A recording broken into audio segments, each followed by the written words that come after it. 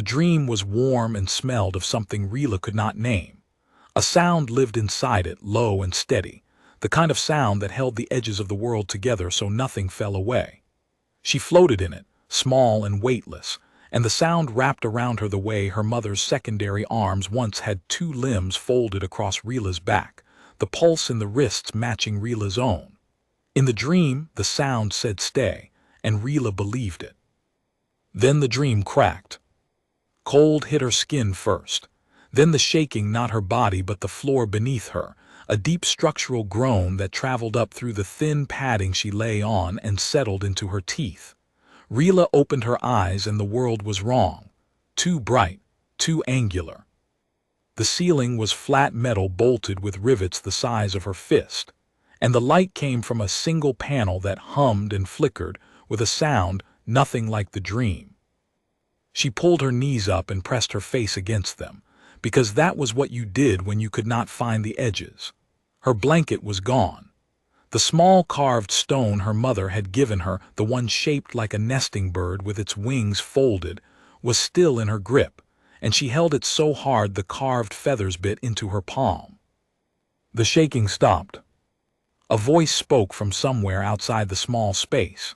Rila did not understand the words, but she understood the tone, clipped, deliberate, the voice of someone who expected to be obeyed. Another voice answered, softer, and then there was a third sound, a heavy metallic clang like a hatch being sealed. Rila's ears rotated forward. Her people's ears were large relative to their skulls, tapered to fine points, and they moved independently. One could track a sound source while the other monitored a second. Both of hers pointed now at the wall where the voices came from, and her secondary eyelids slid halfway closed, which was her body's way of saying danger without asking her permission. The hatch opened. The human filled the doorway the way weather fills a valley, not violently, but completely. He was enormous by any measure Rila had, which was limited. She knew her mother. She knew the other Veilshi in the transit hold. She knew the handlers, who were tall and narrow and smelled of chemical sealant. This creature was none of those things. His shoulders were wider than the hatch frame, and he had to angle himself sideways to step through. His skin was a color Rila had no word for, darker than the clay pots her mother kept seeds in, lighter than the hull plating.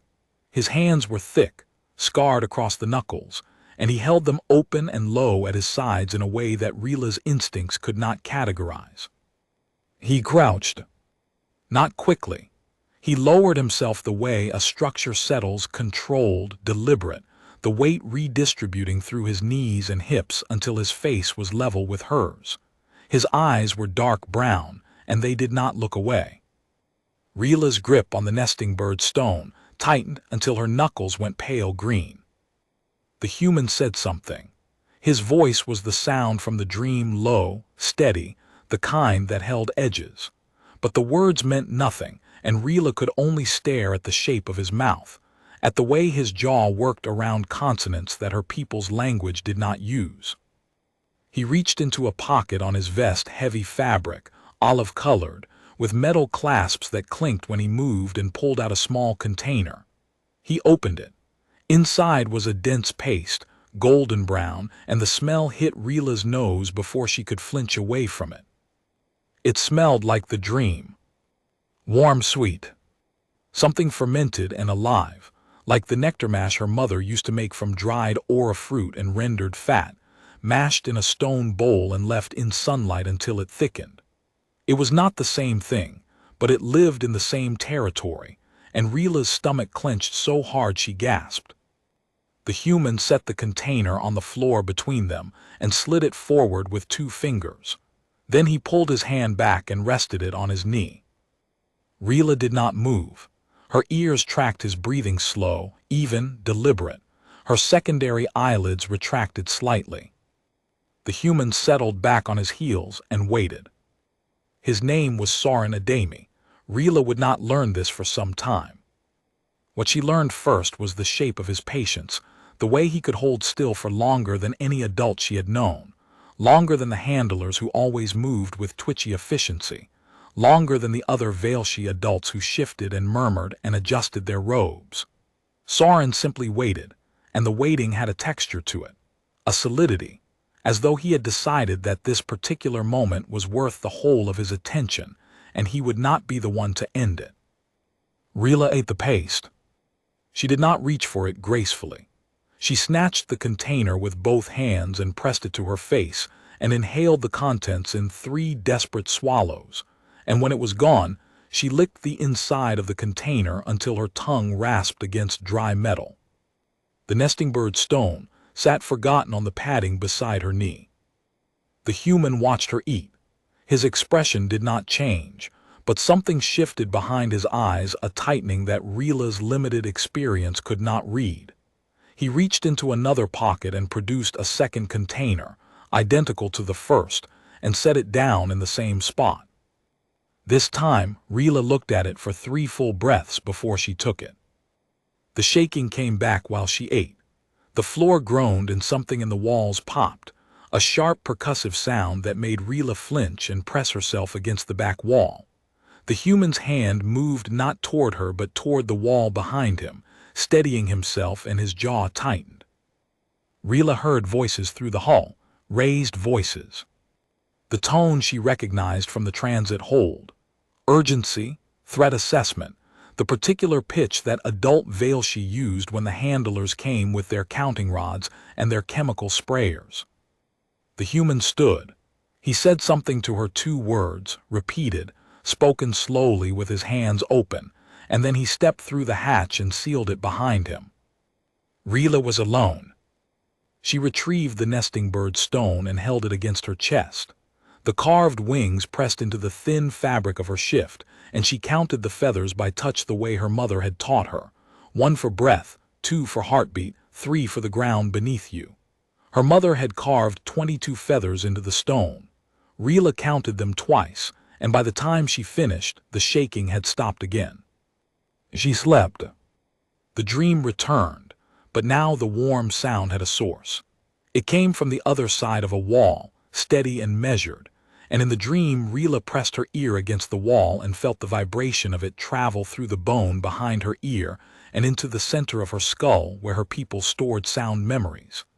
The dream sound said stay, and it sounded like 2 words repeated slowly. When she woke, the hatch was open and the human was back. He was sitting cross-legged on the floor outside her alcove, his back against the opposite wall, his hands occupied with something mechanical, a small device that he turned over and over, tightening components with a flat-headed tool. He did not look up when Rila's eyes opened. He simply continued working, and the small sounds of metal on metal filled the space between them with a rhythm that was not unlike breathing. Rila watched him from behind the curtain of her hair, pale silver, matted and tangled, hanging over her face in a way that made her feel less visible. Her ears rotated independently. The left tracked the human's tool sounds, the right tracked the silence beyond the hull. No shaking, no raised voices. The air recycler hummed its flat note. The human finished whatever he was doing with the device and held it up. It was small enough to fit in his palm, a flat disc with a tiny grill on one side. He pressed something, and the disc emitted a sound. Rila's whole body went rigid. It was her mother's language. Not her mother's voice, the intonation was wrong, flattened and mechanical, but the words were Veilshi. Simple words: water, food, safe. The human looked at her. He pressed the disc again and a new word came out: name. Rila's mouth opened before she could decide whether to let it. Rila, she said, and the sound of her own voice startled her. She had not spoken since the transit hold. She had not spoken since the counting rods and the spray and the moment when her mother's hands were pulled away from her back, and the handler said something in a language Rila did not know, and her mother made a sound that Rila's body recognized even if her mind could not process it. The human pointed to himself. Sauron, he said. Then he pressed the disc again. Safe. Rila did not believe it. But she filed the sound away in the place behind her ear where sound memories lived, and she held the nesting bird stone, and she watched the human called Soren sit against the wall with his hands open and his breathing steady, and something in her chest loosened by exactly one feather's width. He came back the next morning. Same routine food container, crouching, open hands, steady voice. But this time he brought something else, a length of soft cord, frayed at both ends, which he knotted into a loop and placed on the floor between them. Then he took a second cord and knotted it into a different shape, a figure eight, and placed it beside the first. Rila watched, her ears tilted forward. Soren made a third shape, a triangle. He placed it in the row, and then looked at Rila and waited. She understood. It was a game, or a test, or both. Rila was too young to distinguish between the two, and in her experience most things that adults presented to children served double purposes. She picked up the loop and turned it in her fingers. The cord was warm from Soren's hands. She tied it into a knot she knew, a veil-she securing knot, the kind her mother used to fasten cargo netting in the transit hold, and placed it back on the floor. Soren looked at the knot. Then he looked at Rila. Then he made a sound that she had not heard before, a short, percussive exhalation through his nose that moved his shoulders. It took her 3 more days to understand that this was laughter. The days that followed were structured by Soren's rhythms, and Rila learned them the way small creatures learn terrain, by watching, by testing edges, by noting which surfaces held weight and which gave way. He came 3 times each day cycle. Morning, food, always the golden paste and a cup of water drawn from a filtration unit he wore on his belt. Midday, he sat outside her alcove and worked on equipment, replacing filters, recalibrating sensors, mending torn fabric. Evening, he brought food again and then stayed, cross-legged, the translation disc on the floor between them playing single veil-she words at intervals. By the 3rd day, Rila was sitting at the edge of her alcove with her feet on the cold metal floor. On the 4th morning, the Harkin shuddered hard enough to knock the food container from Soren's hand. The paste hit the floor and Rila was back against the wall before the container stopped spinning, her secondary eyelids sealed, her body rigid. Through the hull she heard Demba's voice, rapid, clipped, and the high whine of maneuvering thrusters firing in sequence. Soren moved to the hatch. He stopped. He looked back at Rila. Then he did something that none of the handlers had ever done. He sat down, right there in the middle of the corridor, with the ship groaning around them and the thrusters screaming and something in the infrastructure making a sound like tearing metal. He sat down and crossed his legs and picked up the spilled container and scooped what he could back into it and held it out. The ship lurched. Soren did not move. His center of gravity was low and his shoulders were braced against the wall, and his hand holding the container did not shake. Rila took the container. She ate the paste off the floor of the corridor while the ship pitched and rolled, and Soren sat beside her and hummed a low, tuneless vibration that she felt in her teeth, and neither of them moved until the thrusters went quiet and Demba's voice came over the intercom, flat and professional. Debris field cleared. Resuming survey heading. Later, Rila would understand that the Harkin had been navigating through the remains of the transit barge, her transit barge, the one that had carried her mother and the other veil-she, and that Soren had stayed with her instead of going to help, because he had calculated correctly that a small child alone in a shaking metal box was a more urgent problem than whatever Demba was handling in the cockpit. By the 5th day, she was watching his hands as he worked, tracking the way his thick fingers handled small components with a precision that contradicted their size. By the 6th, she touched the edge of his sleeve. He did not react. His hands continued their work. His breathing did not change. But his eyes moved to her fingers on his sleeve, and then back to his task, and the corner of his mouth shifted in a way that Rila's limited vocabulary could not name but her body recognized as non-threat. On the 7th day, Tran came to examine her. The medic was small and precise, with narrow hands and a voice pitched higher than Soren's but carrying the same deliberate quality. She brought instruments, a scanner that hummed, a light that she shone in Rila's ears, a soft pad that she pressed against Rila's chest. Rila endured it. She sat rigid on the alcove padding with the nesting bird stone in one hand and Soren's index finger in the other. He had offered it without being asked, and she had wrapped her whole fist around it, and she let the medic do what medics did, because Soren's breathing was steady and his finger was warm and still. Tran spoke to Soren afterward, outside the alcove, and Rila's ears tracked every word even though she understood fewer than half. She caught malnourished and dehydrated and developmental, and the phrase consistent with extended transit without adequate provision.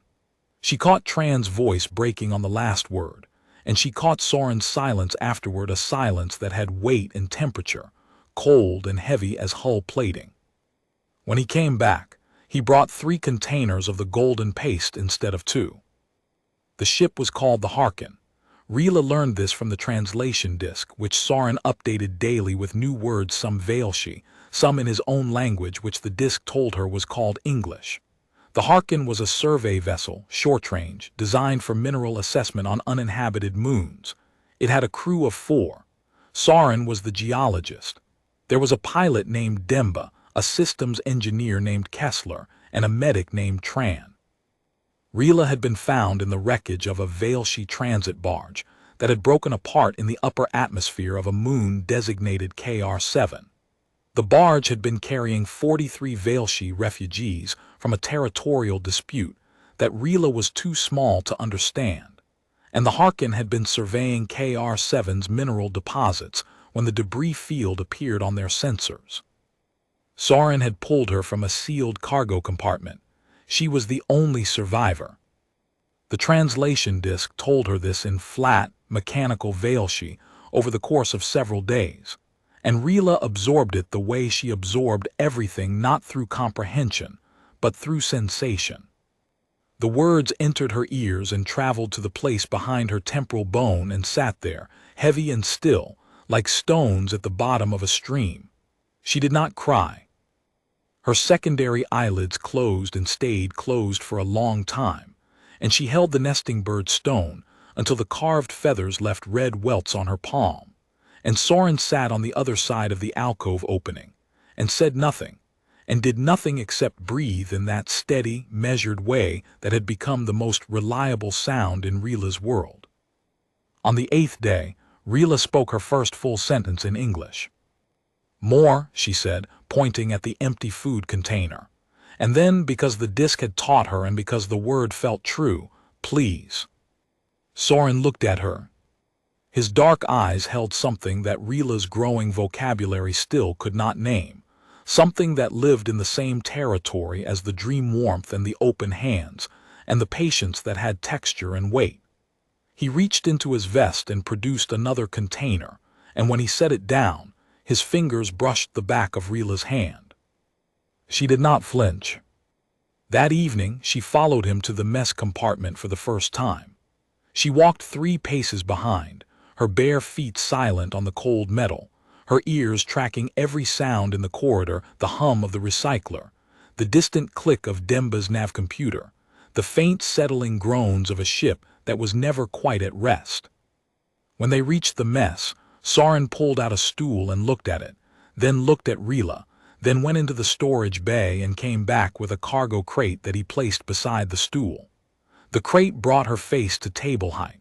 He set the food container on the table's surface instead of the floor. It was such a small thing. A crate, a table, food at the height where a person ate instead of the height where an animal was fed.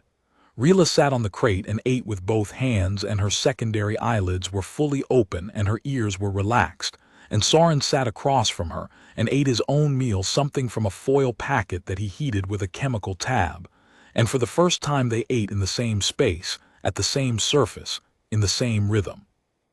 Demba appeared in the doorway. She looked at Rila on the crate, at Soren across the table, at the ordinary domestic geometry of a shared meal, and something in her expression softened in a way that Rila's growing pattern recognition filed under the same category as Soren's open hands. "There's a second cushion in the supply hold," Demba said, better than a crate. That was how the cushion arrived. And that night, Rila slept outside the alcove for the first time, curled on a folded thermal blanket that Soren had placed on the floor of the corridor.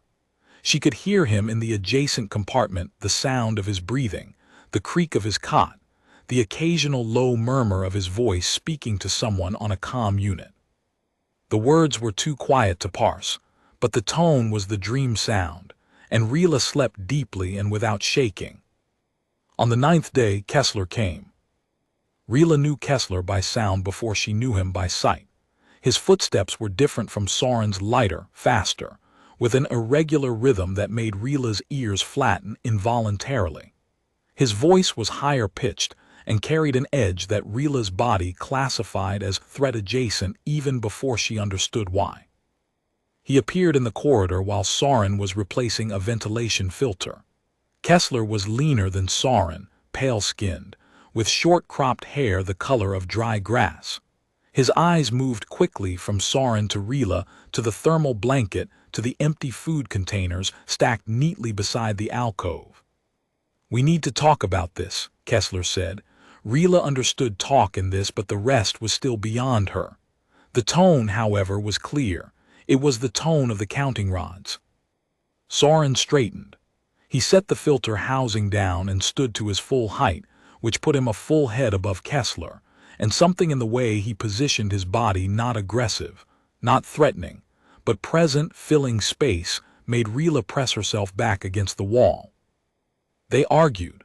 The words came fast and tangled, beyond the disk's teaching, but Rila tracked the sounds with both ears and read the argument through pitch and rhythm, and the way Soren's voice dropped lower as Kessler's rose higher. Kessler kept saying a word that sounded like protocol. He said it 7 times. Rila counted. Soren said very little. When he spoke, his voice was the steady, low register that Rila had learned to trust, but there was iron in it now, a hardness that she had not heard before. He said one sentence that made Kessler stop talking entirely. The silence afterward was thick, pressurized, and then Kessler turned and walked away, and his irregular footsteps faded down the corridor. Soren crouched. He picked up the translation disc and pressed it. Safe. Rila watched his face. She was learning to read human expressions the way she had once read, whether on Valsha 3, through pattern, through repetition, through the slow accumulation of data points that eventually cohered into prediction. Soren's face said safe, but his jaw was tight and the muscles around his eyes were drawn, and Rila's body knew the difference between a face that was safe and a face that was working to be safe. She reached out and put her hand on his forearm. His skin was warm and the hair on his arm was coarse under her palm. She felt his pulse faster than his breathing would suggest. "Soren," she said. It was the first time she had spoken his name aloud, and the sound of it in her own small voice startled them both. His jaw loosened by 1 degree. He covered her hand with his. On the 12th day, the Harkin received a transmission. Rila was in the mess compartment, a small space with a bolted table and 3 stools, where Soren had started bringing her for meals instead of feeding her in the corridor. Tran, the medic, had given Rila a cushion to sit on because the stools were too high, and Demba, the pilot, had fashioned a set of steps from cargo straps so she could climb up to the table without help. Rila liked Demba. She was compact and dark-haired, and her hands moved the way Soren's did, slowly, deliberately, always visible. She hummed while she ate, a tuneless sound that Rila's ears tracked with something approaching comfort. The transmission came through the mess speaker, a voice speaking a language Rila did not recognize, not English, not Valshi, something between. The voice was smooth and formal, and carried the particular inflection of authority. Soren's face changed.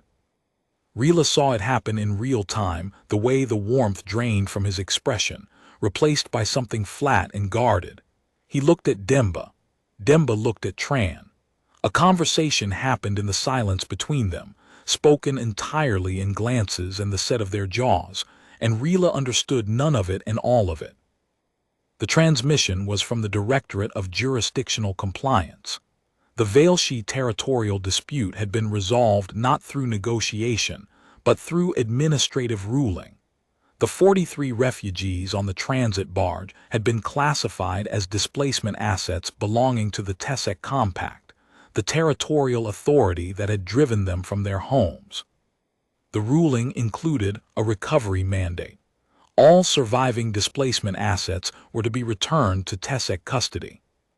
Rila was the only surviving displacement asset. Soren translated none of this for her, but that evening he did not bring the translation disc, and his hands were not open and low at his sides. They were clenched in his lap, the knuckles pale, and his breathing was not steady. It was controlled, which was different. Controlled meant effort. Steady meant rest. Rila sat on her cushion at the bolted table and ate the golden paste and watched Soren not speak.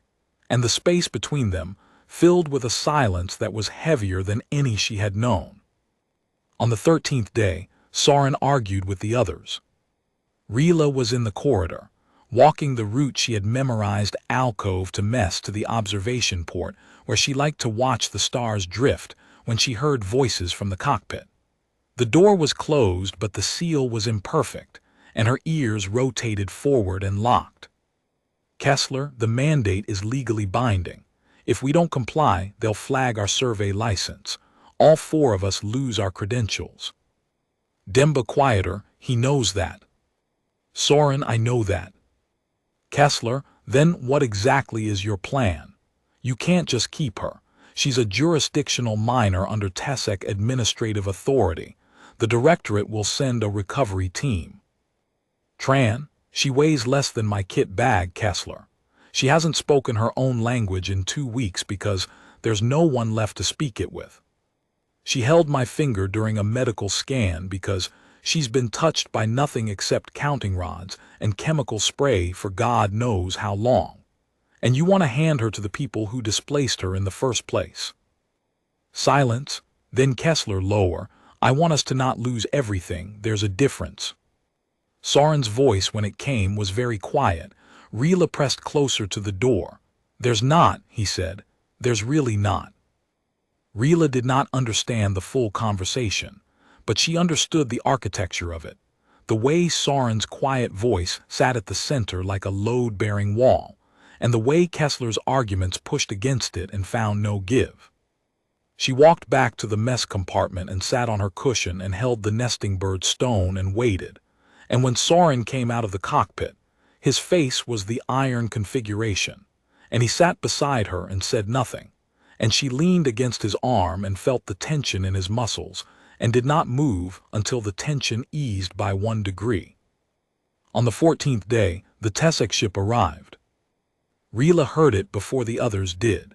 Her ears rotated forward and locked onto a low-frequency vibration that traveled through the Harkin's hull, the harmonic signature of a vessel matching course and speed for docking. She had heard this sound once before, on the transit barge, when the handlers came. She dropped the food container. The paste splattered across the floor of the mess compartment, and Rila was off the stool and under the table before the container finished rolling.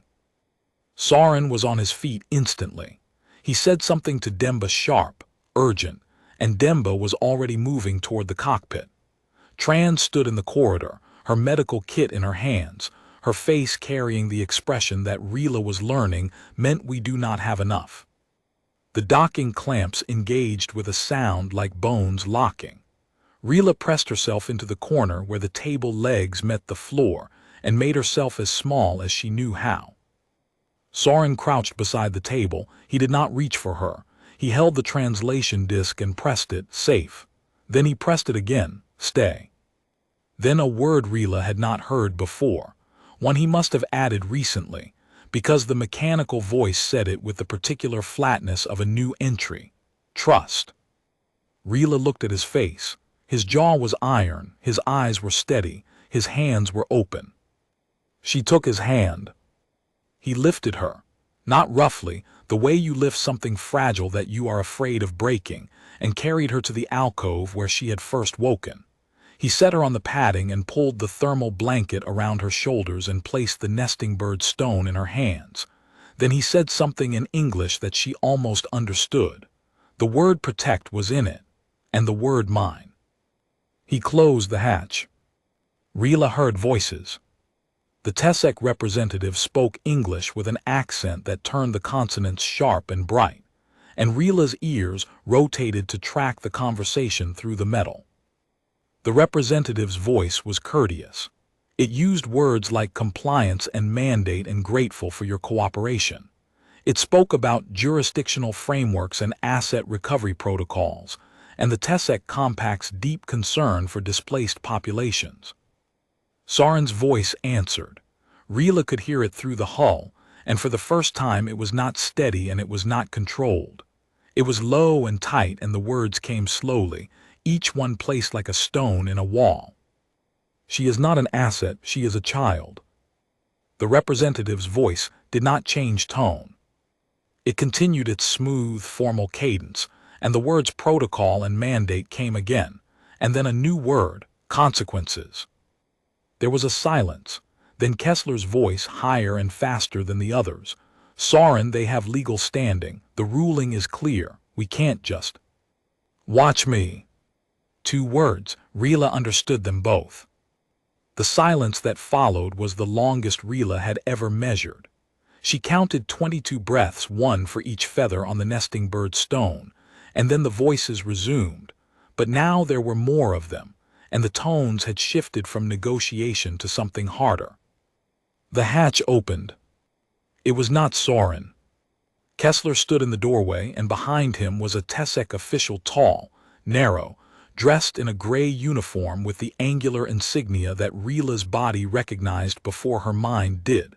The insignia of the handlers, the counting rods. Come on, Kessler said. His voice was not unkind, but his hands were not open and his eyes were not steady and his breathing was fast and shallow. It's going to be fine. They just need to process you. It's the law.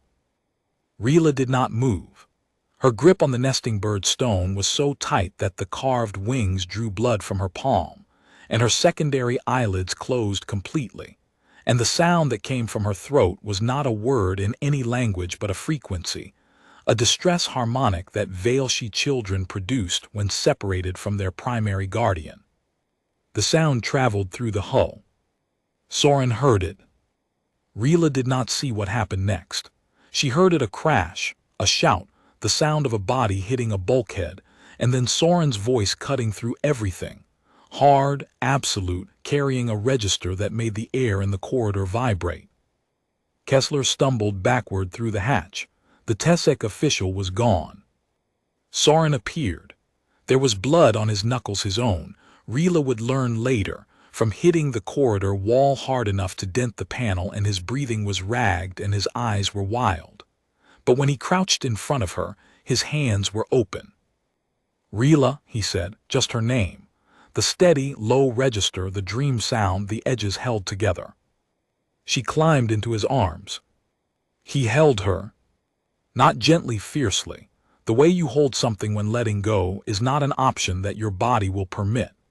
Rila pressed her face against his neck and felt his pulse hammering against her cheek, and smelled the sharp chemical tang of adrenaline mixed with the familiar scent of metal and recycled air, and the faint ghost of golden paste. For a long time, neither of them moved. The aftermath was not simple. Rila understood this later, when her English was better, and her ability to read human faces had matured from weather prediction into something closer to fluency. In the moment, she understood only the immediate. Soren carried her to the cockpit, where Demba was already bringing the Harkin's engines to full power, and Tran was sealing the medical bay and running system checks with fingers that moved faster than Rila could track, and the docking clamps disengaged with a shriek of metal that made Rila's ears fold flat against her skull. The Tessek ship fell behind, but not far enough. Demba's voice came over the intercom. They're hailing us. Formal warning. Failure to comply with a jurisdictional recovery mandate carries criminal penalties for all crew members. They're reading off our names. Soren's arms tightened around Rila. She felt his chest expand with a deep breath and hold.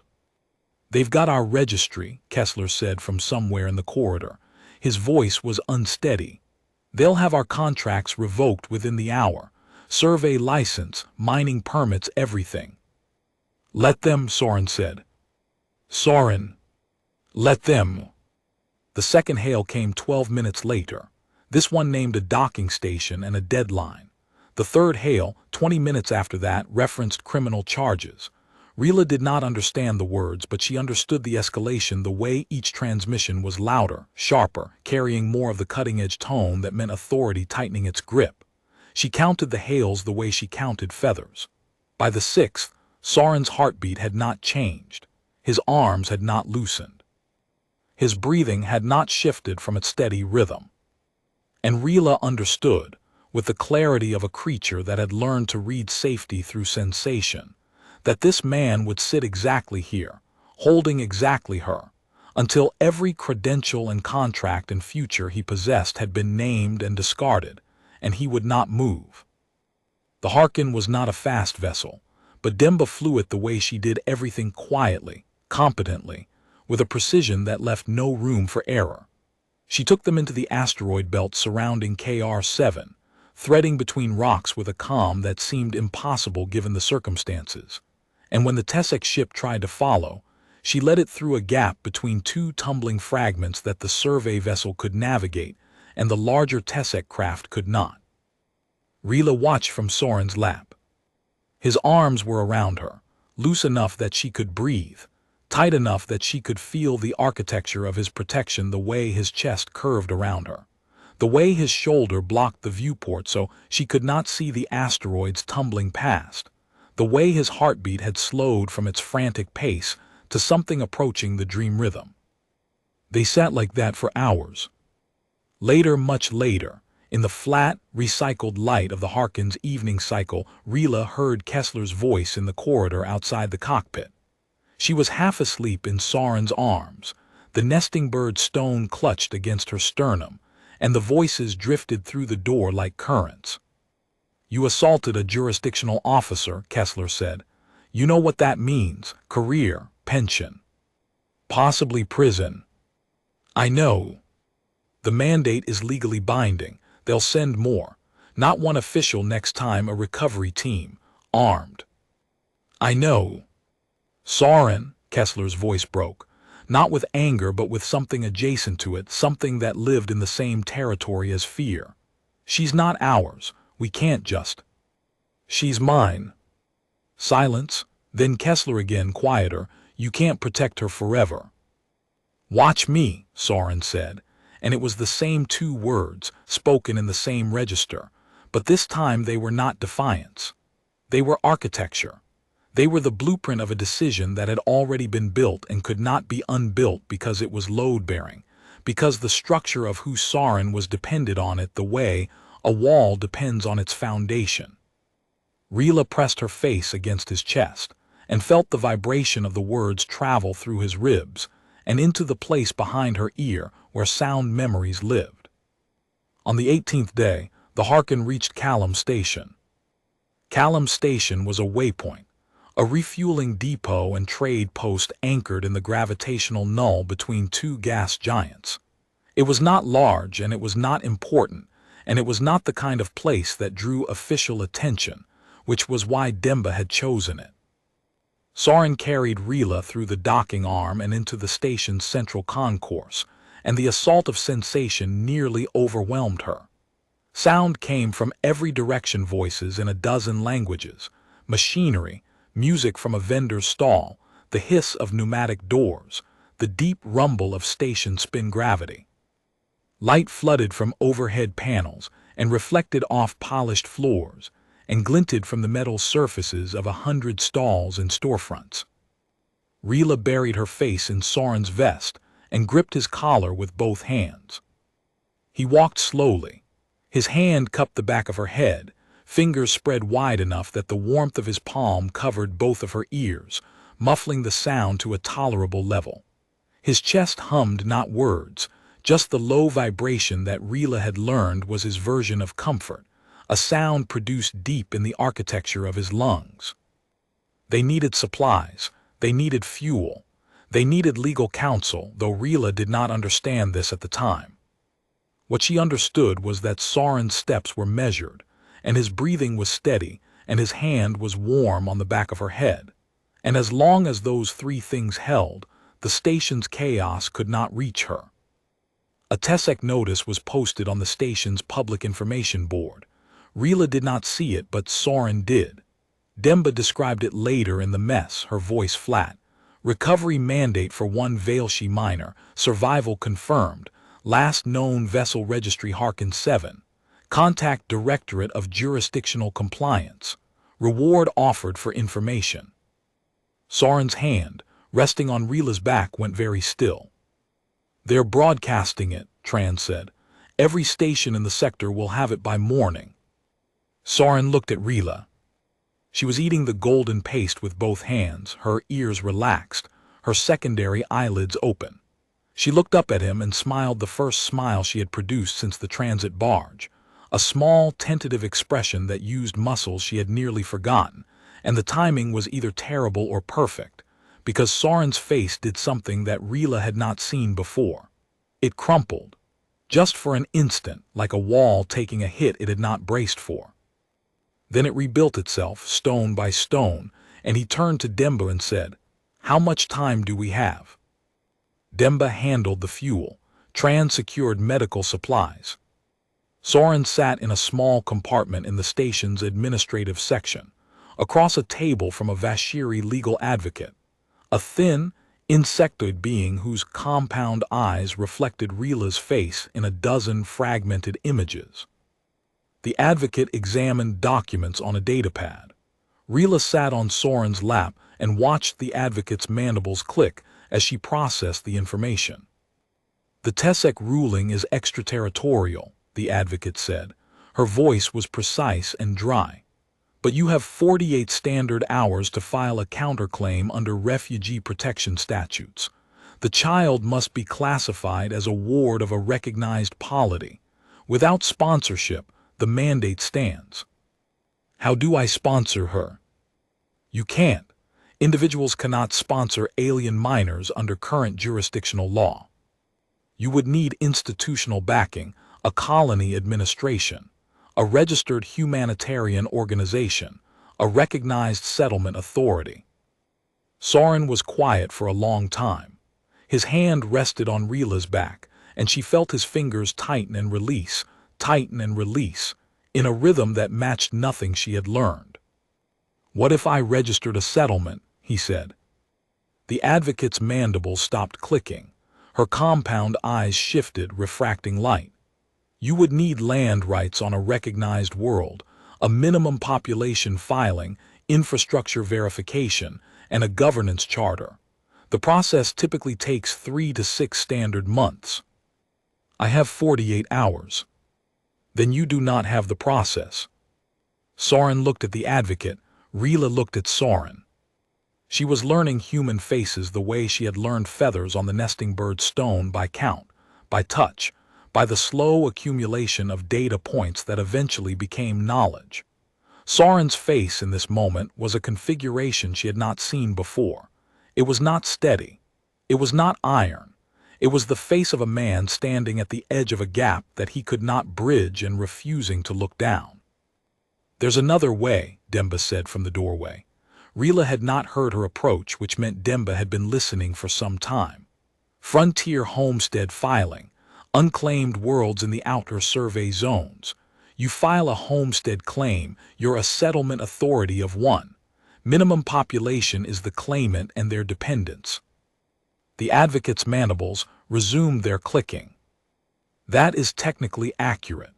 A homestead filing under the Frontier Provisions Act establishes a minimal polity, but the claimant must physically occupy the claim within 30 days of filing, and the homestead world must be in the survey registry." Soren looked at Demba. "KR7's moons, we surveyed them, they're in the registry." "They're marginal, barely habitable." "They're in the registry." Demba was quiet, then she nodded. "I'll pull the filing templates." The 48 hours that followed were a blur of documents and transmissions, and the low, urgent conversations that adults conducted over the heads of children. Rila understood fragments. She understood that Soren was building something not with his hands, but with words and signatures, and the particular kind of labor that happened in the space between people when something needed to exist that did not yet exist. He filed the Homestead claim at hour 6. The system rejected it. Insufficient survey data for habitation assessment. Soren pulled the Harkins geological survey files from his personal archive, years of mineral data, soil composition reports, atmospheric readings, and resubmitted with annotations he wrote by hand on a datapad while Rila slept on his shoulder. He filed the Settlement Authority Charter at hour 12. The system flagged it. Minimum governance infrastructure not demonstrated. Soren listed the Harkins Medical Bay as a health facility, its recycler as a water treatment plant, and its emergency shelter kit as prefabricated housing. The advocate's mandibles clicked rapidly as she reviewed his submission. "This is creative interpretation," she said. Soren did not blink. "It's accurate," he said. He filed the refugee ward sponsorship at hour 20. The system required proof of economic viability. Soren entered his remaining survey equipment as capital assets, his geological expertise as labor capacity, and the mineral rights to KR-7D's subsurface deposits as projected revenue. The total value on paper was barely above the threshold. In reality, it was a man trading his profession for a legal fiction that would let him call a child his own. At each step, the station's administrative systems demanded verification, authentication, supporting documentation, and at each step, Soren produced what was needed or invented what did not exist, or sat very still and used the voice, the iron voice, the architecture voice, the watch me voice, until the system bent. Kessler helped. This was the part Rila did not expect and did not understand until much later. Kessler, who had opened the hatch. Kessler, who had brought the Tessek official to her alcove. Kessler, who had said she's not ours and you can't protect her forever. Kessler sat beside Soren in the administrative section for 14 hours and typed and filed and argued with bureaucratic subroutines and drank cold stimulant from a paper cup and did not leave. At hour 31, Rila woke from a nap on the floor of the administrative section and found Kessler sitting against the wall with his eyes closed. His irregular breathing had settled into something slower, and his face was slack with exhaustion. Rila watched him for a long time. Then she stood, walked over on bare feet, and placed the nesting bird stone on his knee. Kessler's eyes opened. He looked at the stone, he looked at Rila. "I'm sorry," he said. The words were simple enough that Rila understood them, and his voice, for the first time, sounded like it was trying to hold edges. She took the stone back, but she patted his knee once before she returned to Soren's side, and the pat was small and deliberate, and carried the specific weight of something that was not yet forgiveness, but was the space where forgiveness might eventually stand. The filing went through at hour 44. Soren read the confirmation on the datapad, and his hands began to shake. Not with fear, with the release of something that had been held rigid for so long that the muscles no longer knew how to soften. He set the datapad down and put his face in his hands, and his shoulders moved in a way that Rila recognized, because she had seen it in her mother when the transit barge was still whole, and the handlers had not yet come, the movement of a body processing something too large for the throat to carry. Rila climbed into his lap. She wrapped her thin arms around his neck and pressed her forehead against the side of his head and held him the way he had held her, fiercely, structurally, as though letting go was not something her body would permit. "Soren," she said, "safe." He laughed. It was a broken sound, wet and rough, and it turned into something else halfway through, something that lived in the territory between laughter and its opposite, and Rila held on and did not let go, and the nesting bird stone pressed between their chests like a third heartbeat. They left Callum Station on the 46th hour. The Harkin flew a new heading. Not back to the survey zones, not to the Tessec-controlled territories, but outward, toward the marginal moons of KR7, where Soren had filed his Homestead claim. The moon was designated KR7d, a small, rocky body with thin atmosphere, limited water, and soil that the survey data classified as marginally arable with significant amendment. Soren had traded his geologist's contract for the Homestead filing. He had traded his survey equipment for a prefabricated shelter kit. He had traded his professional credentials for a dependent sponsorship waiver. Each trade was a piece of himself surrendered, and Rila watched the process the way she watched everything through sensation, through the weight of things given and received, through the architecture of what remained. She was beginning to understand what he had done. Not in words, the concepts were too large for her growing vocabulary, but in the grammar of loss. She knew that the metal cases of instruments he used to carry were gone. She knew that the datapad where he used to review geological surveys now held only legal documents and supply lists.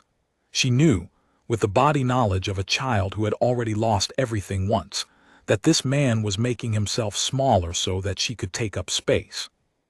What remained was this: a man, a ship he no longer owned, a child he had chosen, and a moon where nothing grew yet.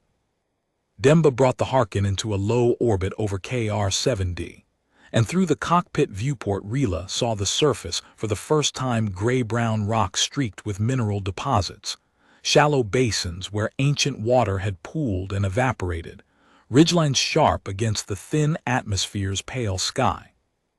It was the most desolate landscape Rila had ever seen. Soren pointed at a basin near the equator where the survey data showed subsurface water and mineral-rich sediment. "There," he said. Demba looked at him. "You sure?" "No." They landed. The first night the wind came. It hit the Harkin broadside with a sound like a hand slapping metal, and the ship rocked on its landing struts, and Rila woke in the dark with her ears flat and her secondary eyelids sealed, and the nesting bird stone pressed against her chest. She was in the cockpit, in the pilot's chair where Soren had made a nest of blankets, and for a terrible instant she was back in the transit hold, and the shaking was the barge breaking apart and her mother's arms were gone. Then Soren's hand found her in the dark. Large, warm, the familiar scarred knuckles cupping the back of her skull the way he cupped delicate instruments. He was sitting on the floor beside the chair, and Rila realized he had been there all night, not sleeping, just sitting, his back against the console and his hand within reach. "Wind," he said, one word, then from the disk, "safe." The wind howled for 6 hours. Rila slept through most of it with Soren's hand on her head. The shelter went up over 3 days. Soren and Demba and Tran worked in environment suits, bolting panels and sealing joints and running conduit, while Kessler handled the atmospheric processors and the water extraction system. Rila sat inside the Harkin and watched through the viewport, pressing her palm against the glass. Soren was the largest shape. She tracked him by silhouette, and when he moved out of sight behind the rock formation, she pressed both palms against the glass and her ears rotated forward, searching for his footsteps through the hull. He always came back. On the 3rd day, Soren came inside. His suit was streaked with dust and his face was flushed, and his hands were raw from work. He crouched in front of Rila and held out his hand. "Come see," he said. She took his hand. He fitted her with a small breathing mask child-sized, scavenged from the survey stores, and led her down the Harkin's ramp and onto the surface of KR7d. The ground was hard and cool under her bare feet. The sky was a pale amber, washed with the light of the system's distant sun. The air through the mask tasted of minerals and the faint ozone signature of atmospheric processing. The shelter stood 50 meters from the Harkin's landing site. It was not large, 2 rooms, pressurized, with a sealed door and small windows that caught the sun. Soren had positioned it in the lee of a rock formation that blocked the prevailing wind, and beside the door he had placed a flat stone. On the stone was a small clay pot. Rila walked to it. Inside the pot was soil dark, amended, nothing like the gray dust of KR7D's surface, and from the soil rose a single green shoot, no taller than Rila's smallest finger. "I brought seeds," Soren said. He was crouching behind her, his voice the low, steady register, the dream sound. "From the Harkin's emergency stores. Nutritional base plant, takes 60 days to fruit." Rila touched the shoot. It was soft and warm from the sun, and it bent under her finger and sprang back. She looked up at Soren. His face was the configuration she had learned to read as something beyond steady, beyond iron, the face of a man who had built a place from nothing and placed a growing thing at its door, because a child needed to see that growing was possible here. "Home," she said. The word was in English, and it tasted unfamiliar in her mouth, but it lived in the same territory as the dream warmth and the nesting bird stone, and the sound of Soren's breathing through the wall. "Home," he said. They stayed.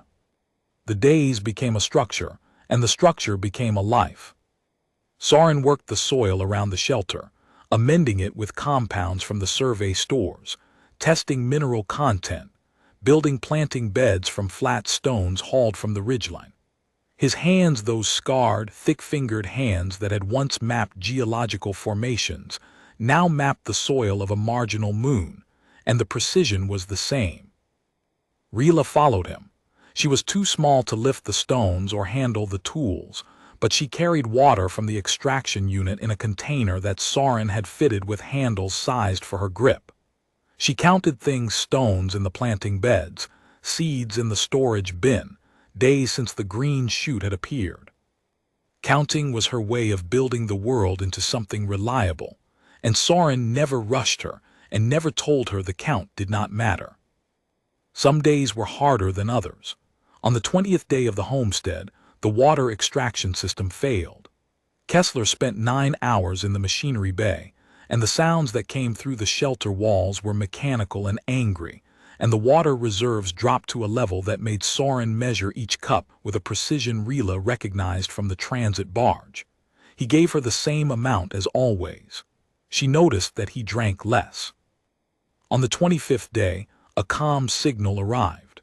Soren listened to it in the cockpit of the Harkin, which still sat on the landing site like a metal monument to the life he had traded away.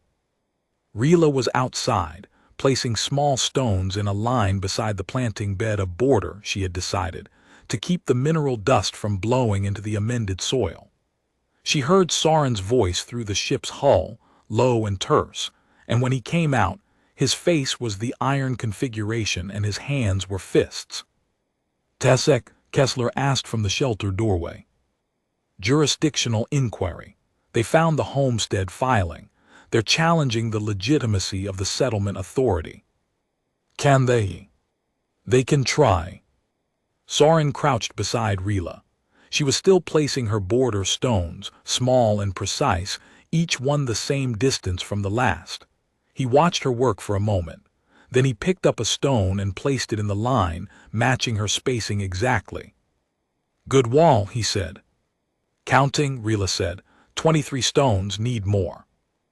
"We'll find more," Soren said, and his voice was the steady register, and his hands were open, and whatever the Tesek compact had challenged, it was not present in the space between a man and a child placing stones in the dirt of a world they were building together.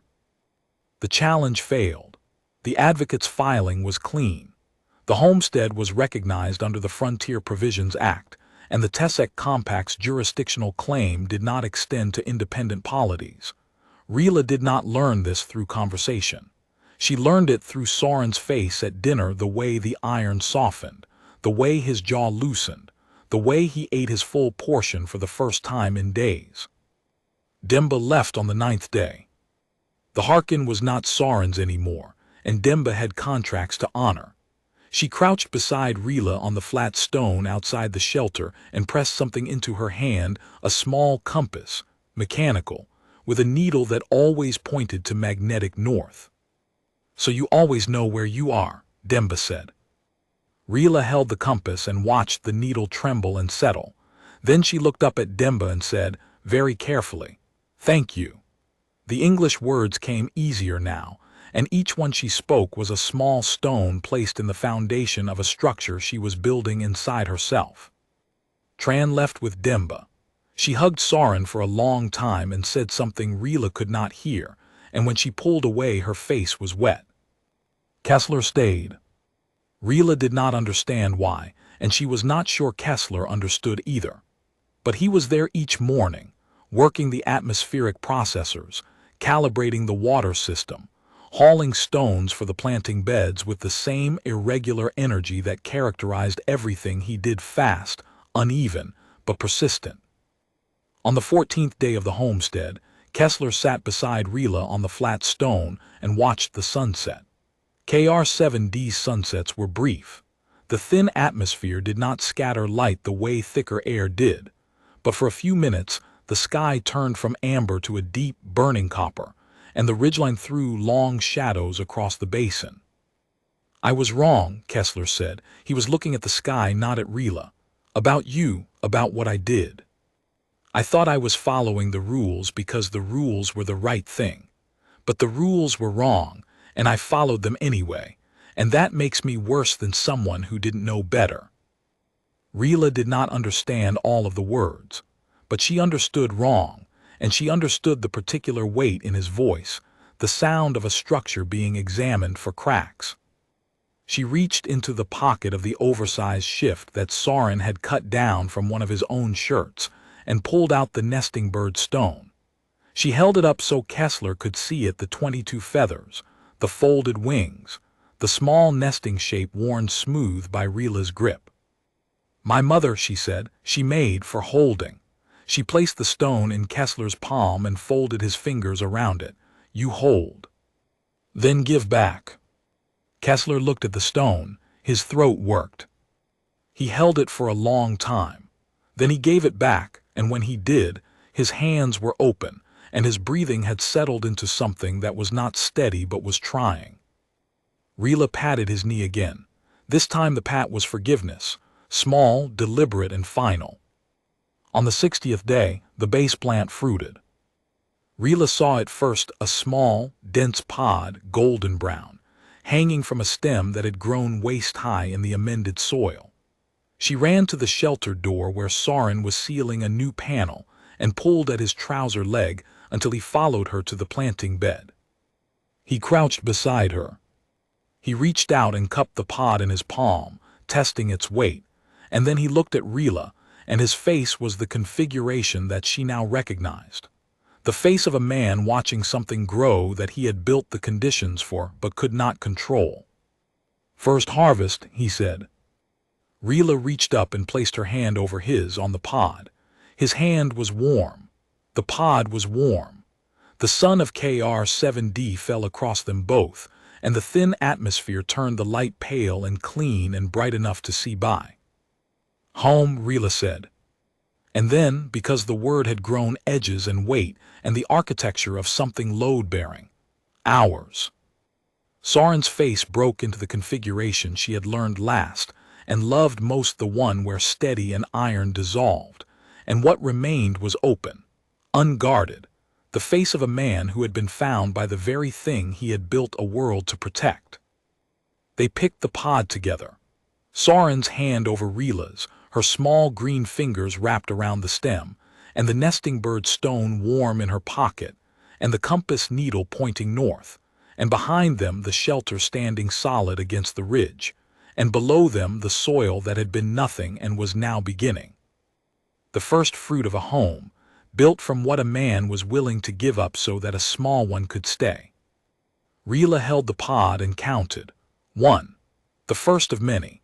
And the counting was not fear. It was architecture. It was the foundation of a life measured in growing things and steady breathing and the low, warm sound that held the edges of a world together so nothing fell away. She carried the pod inside and set it on the table and climbed into Soren's lap and pressed her ear against his chest. His heartbeat was the dream sound. It had always been the dream sound. And Rila closed her eyes and let it hold her. And outside the shelter window the thin amber sky of KR-7D stretched to the ridgeline, and in the planting beds more pods were forming and the green was spreading, and the foundation held.